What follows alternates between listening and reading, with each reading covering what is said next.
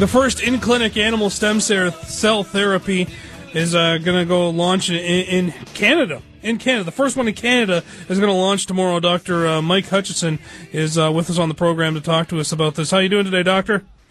I'm doing real good, man. How are you? I'm doing all right. Now you're a vet, right? We'll get that out of the way, obviously. Yes, I'm a veterinarian, 24 years. 24 years. Now, what exactly is going to go on tomorrow that kind of makes this newsworthy? Because the first in-clinic animal stem cell procedure? Yeah, see, this is really neat. We're taking a Newfoundland named Lexi, which is one of those real big giant breed dogs that had a problem with its hips and has hip dysplasia. A lot of people have heard about that. And for your listeners, it's bad arthritis in the hips, and it causes a lot of pain. They have bad range of motion, bad flexion. They have trouble getting up, getting into the car, going up steps, sometimes even coming into the house and up the stoopway. So what we're going to do is we're going to take some of Lexi's fat. We're going to process it in the clinic using Medevet Canada's procedure, which is a patented process that we use. We're going to activate those resting stem cells that are inside the fat. These aren't embryonic stem cells. These are adult stem cells that are already sitting in her fat. And we're going to then inject them back into her hips and back into her veins. And we hope in about 20 to 30 days she'll be feeling much better, and I expect she will. And this is the first time this kind of thing has been done in Canada?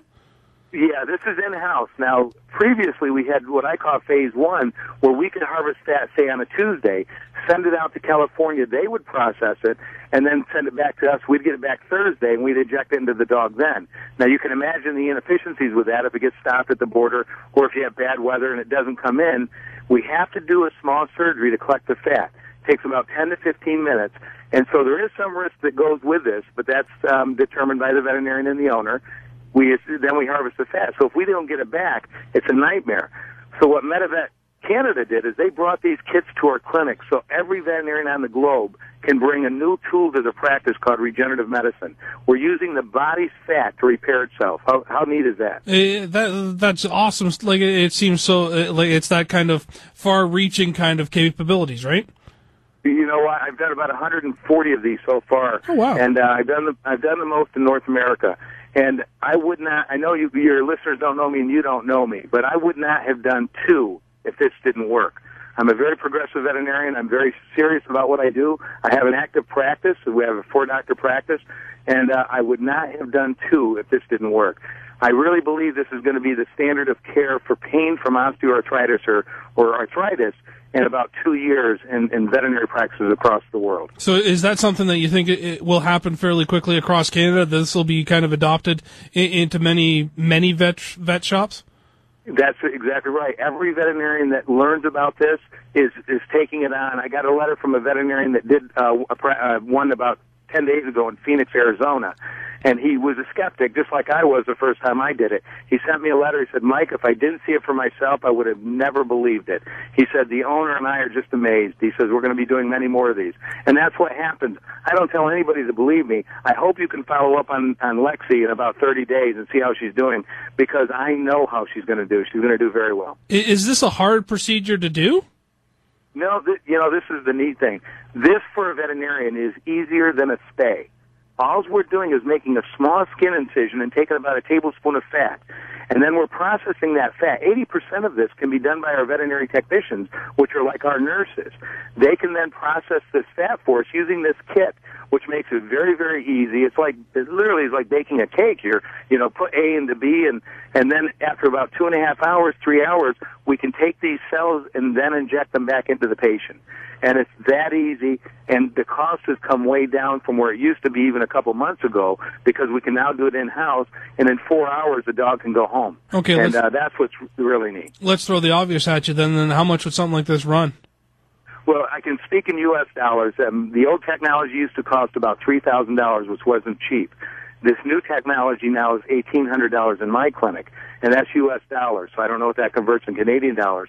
But it's and hopefully this will, as we go, as this technology advances, it'll get cheaper and we'll have more applications, like things like liver disease, kidney disease, heart disease, what we call internal medicine applications. It's happening in people around the world as well. This is the first time in my career that the lab rats were the humans. There's been over $100 million spent in this research on humans all around the world, and now it's trickling down and we can use it in our animals. And of course, that's my career that's happened. So some of this stuff could actually, instead of just being used for this hip problem, be translated into some other more kind of serious and just a number of other kind of areas. That's what's so neat is that these stem cells are repair cells. So we're putting millions of repair cells back into the body, and that's why we always give them intravenously as well. They don't cause any reactions because we're taking them from the dog and giving them back to the dog. And these repair cells are unbiased.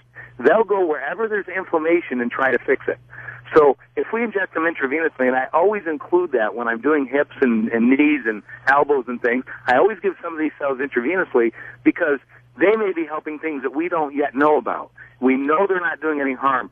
There's been thousands of these done in the United States, and there's been several tens of thousands done around the world, and none of them have ever caused harm, which is really important to me. Is the first rule is do no harm to these animals. So what's keeping this from the majority of veterinary hospitals then? Because I know our family dog a few years back was this I can't remember how you say the hip dyslexia or whatever it is, and they basically kind of said it was one of those things where you can shave off part of the bone. I think that's what they ended up doing. Why isn't this kind of being accepted by everybody then? Well, see, what's happened is that we're right at the launch of this about a month and a half ago in North America. It was available in 2008 in dogs and small animals, cats and dogs and horses. And horses was actually available in 2003. Now insurance companies are covering it because it works. Bottom line is it works. And it's one of these technologies that has been slowly advancing. Back in 2005, you could scour the world and find 5 papers on this, double-blind studies that were done on this.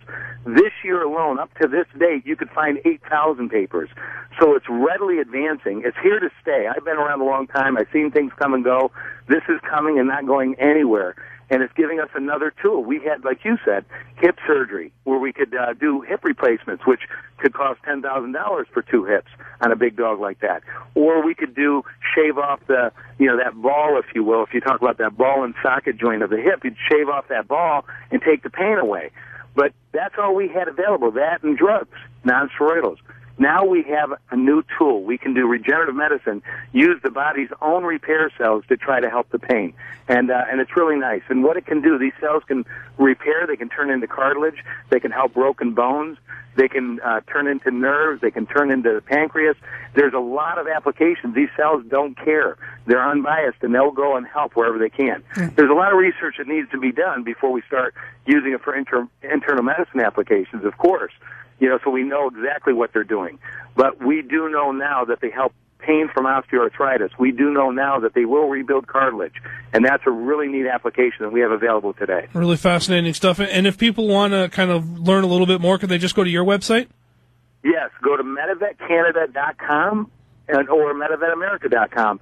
And you can read about it. I'm Dr. Mike. I'm on that website. I answer a whole bunch of questions. You can find all this information right on those websites. And there's a lot of interviews that have been done by the media with me, and you can see what I have to say about it and learn some more about it, and then you can ask your veterinarian about it. Right on. Thanks a lot for the time, Doctor, and good luck. You're welcome. Thank you, Matt. Take care, Dr. Mike Hutchinson, and they're doing the first in-clinic animal stem cell therapy in Canada tomorrow. It's actually happening in Mississauga.